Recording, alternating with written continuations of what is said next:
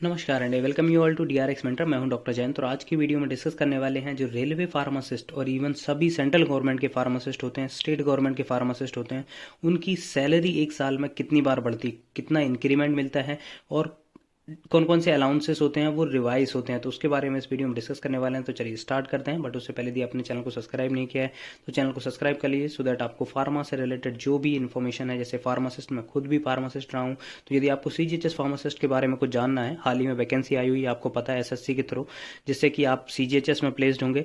यदि आपको कुछ सीजीएचएस के बारे में जानना है तो उसके बारे में यदि कमेंट कर सकते हैं, मैं उस पर एक डिटेल वीडियो आपके लिए बना दूंगा। तो चलिए स्टार्ट करते हैं। सबसे पहले जानेंगे कि जो सैलरी होती है, जैसे रेलवे फार्मासिस्ट हो गया, ईएसआईसी हो गया, सीजीएचएस हो गया, एसबीआई हो गया, आपका एम्स हो गया, जिपमर हो गया, आपका एसएससी के थ्रू जो फार्मासिस्ट बनते हैं, और इवन जितने भी सेंट्रल गवर्नमेंट के इंस्टीट्यूट होते हैं जहां पर आप फार्मासिस्ट बनते हैं, तो उनकी सैलरी के बारे में हम डिस्कस करने वाले हैं कि उनकी सैलरी कितने बार बढ़ती है। और इवन यदि आप स्टेट गवर्नमेंट में भी प्लेस्ड होते हैं तो वहां पर भी आपकी सैलरी बढ़ती है, तो वो कितनी बढ़ती है। तो लगभग आपका एक इंक्रीमेंट मिलता है आपको, ठीक है, और आपको मिलता है डीए मिलता है, एक दो डीए आपको मिलते हैं। एक फर्स्ट जो डीए मिलता है वो जनवरी से आपको जून के बीच में मिलता है, मतलब जनवरी से जून तक अप्लाई होता है, और एक मिलता है जुलाई से आपका दिसंबर तक एप्लीकेबल होता है। ठीक है, तो इंक्रीमेंट कब लगता है ये सबसे ज़्यादा इंपॉर्टेंट होता है कि इंक्रीमेंट कब लगता है। इसमें मैं आपको बताने वाला हूँ कि आपको कब ज्वाइन करना चाहिए सो दैट आपको इंक्रीमेंट प्रॉपरली मिल पाए।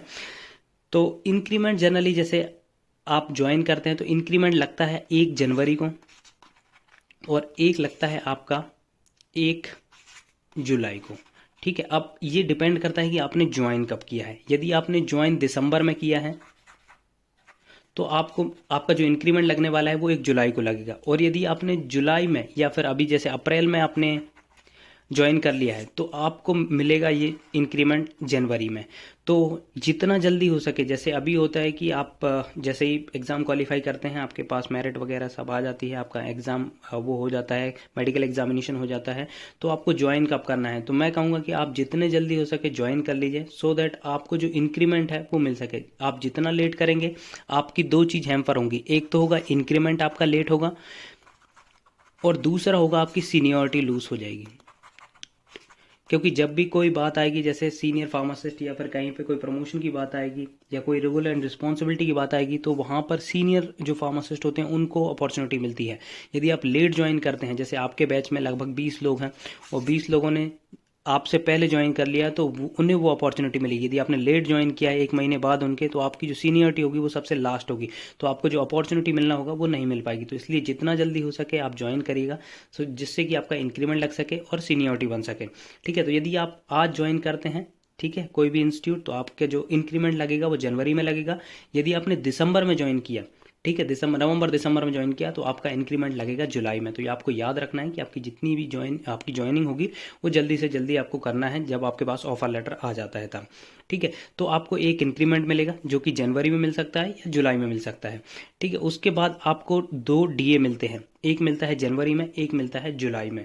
ठीक है, तो एवरेज 7% डीए हर साल रिवाइज होता है। अभी 50% चल रहा है, तो उसके हिसाब से मैं कैलकुलेट करके बताऊंगा आपको, और इंक्रीमेंट लगने के बाद आपकी कितनी सैलरी बढ़ती है वो मैं आपको बताने वाला हूँ। तो यहाँ पर आप देख सकते हैं, ये मैंने मैट्रिक्स ओपन की हुई है। जो फार्मासिस्ट होता है वो लेवल 5 पे प्लेस्ड होता है, उसको इनिशियल लेवल पे अपॉइंट किया जाता है, 29,200 बेसिक अलॉट किया जाता है। फिर उसके बाद जैसे ही उसका एक इंक्रीमेंट लगता है तो 30,100 हो जाता है, फिर 31,000 बेसिक हो जाता है जब तीसरा इंक्रीमेंट मिलता है, तो चौथे इंक्रीमेंट में 31,900, फिर ऐसे बढ़ती जाती है। ईयरली आपका जो इंक्रीमेंट लग जाता है उसके बेसिस पे ये सैलरी बढ़ती जाती है। ये जस्ट बेसिक होता है। इसके अलावा आपको अदर अलाउंसेस मिलते हैं। कौन कौन से अलाउंसेस मिलते हैं, जैसे कि आपको मिलता है DA, HRA, TA, hospital patient care allowance. इसके बाद आपकी फाइनल सैलरी बनती है। तो यहाँ पर आपका बेसिक, जब आप इनिशियली अपॉइंट होते हैं तो 29,200 आपको बेसिक मिलता है। डी आपको 14,600 रुपये मिलता है, जो कि अभी 50% चल रहा है।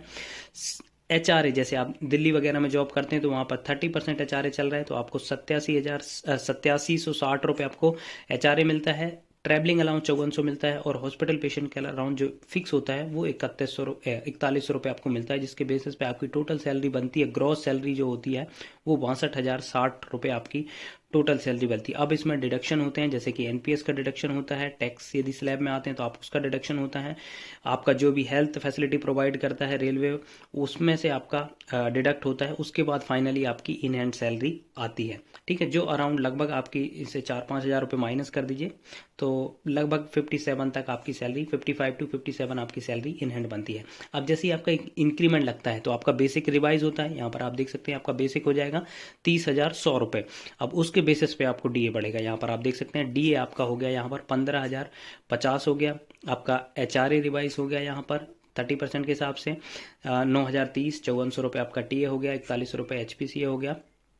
तो टोटल आपकी जो सैलरी बनती है वो 63,680 रुपये बन रही है, जो प्रीवियसली आपकी बन रही थी कितनी, 62,060 रुपये बन रही। तो लगभग 1500 से 1600 रुपये का यहाँ पर डिफरेंस आता है जब आपकी एक इंक्रीमेंट लगता है, तो क्योंकि आपका वो बेसिक होता है, वो बेसिक के बेसिस पे ही आपका डीए एचआरए वगैरह रिवाइज होता है, ठीक है। तो ये हो गया आपका इंक्रीमेंट बढ़ने पर। और ऐसे ही क्या होता है कि आपका जब डीए बढ़ता है, फर्स्ट डीए 3% एक उसमें बढ़ता है 6 मंथ में, और एक जो 6 मंथ होता है वहाँ पे 4%। तो टोटल एवरेज की बात करें तो लगभग 7% डीए हर साल बढ़ता है। तो यहाँ पर आप देख सकते हैं यदि हम इनिशियली बेसिस पे ही निकालें, जैसे 29,200 इंटू इसका जो 7% निकाल लेते हैं तो वो लगभग आप इसको कैलकुलेट कर लीजिएगा जितना भी आएगा, तो ये आपकी इतनी सैलरी बढ़ जाती है, ठीक है। तो 3 चीज़ों से आपकी सैलरी बढ़ती है, एक तो इंक्रीमेंट से बढ़ती है और 2 डीए आपके बढ़ते हैं, तो उसके बेसिस पे आपकी सैलरी बनती है।